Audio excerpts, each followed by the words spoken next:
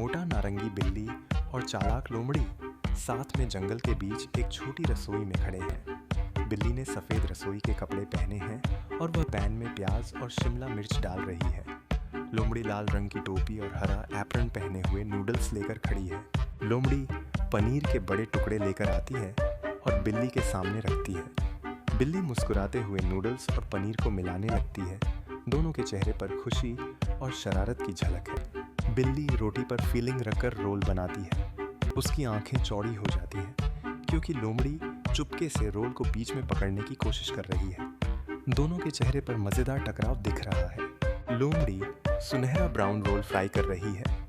उसकी आंखें चमक रही हैं। बिल्ली चिंता में अपनी पूंछ घुमाती है क्योंकि रोल जल्दी से गायब हो रहा है। दोनों मिलकर रोल खाते हैं।